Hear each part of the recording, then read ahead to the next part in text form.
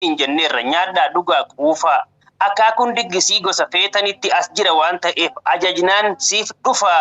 Akkasuma ammallee isin waardiyoonni nama seenu hunda nyaara isaa laalaa kan gammachuun qabne osoo ol seenne ulaa itti cufa.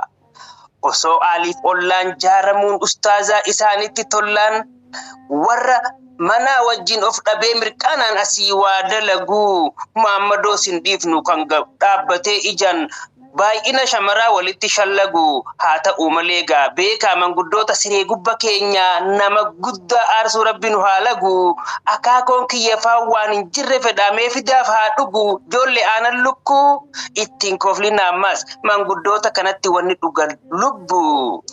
Mabruk alfa mabruk abbaa itti beekee fugurri ka'eemi shawwadamaa malee.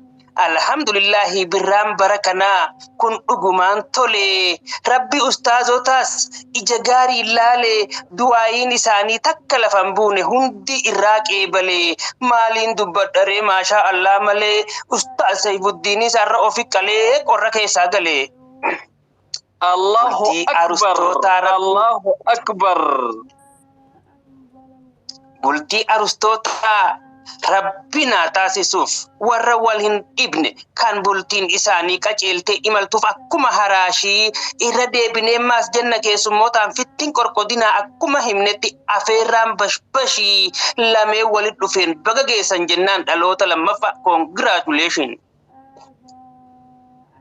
Harustoonni keenya kun warra qaceele iyyaalaa fi shallee hin see'inaa faallee lamee waliif galee arra wajjin gale warra jaalalaati warra wal kabaju warra kayrii irrattis yaamee wal ajaju eetu jaara wallahi nutis ni kadhanna kan isaaniif roobe nuufis haa qacacu. Allahu akbar, Allahu akbar. Tana qawween arusticha keenya bagatti cabsite gammachuu labsite ol ji'ii dhaabbadhu roorroo silaalata atin beeytu malee arra gammachuun kee haasidoota meeqa bar qalbii cabsite arra guyyaan keetii hin dabsin gateetii gariin soda seetii shaashaa jedhi malee oofin dhaadachiisin ijaas lillibsattee.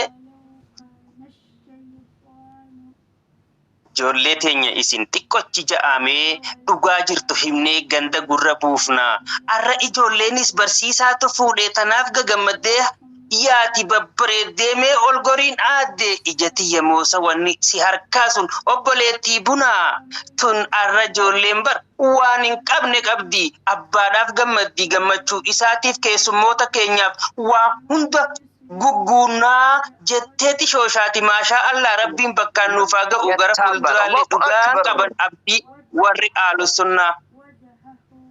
Allahu akbar, Allahu akbar.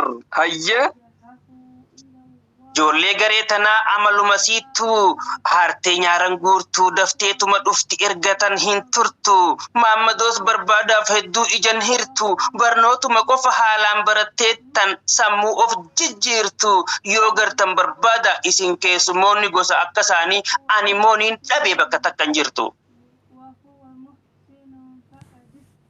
Kanaaf gatiin isaanii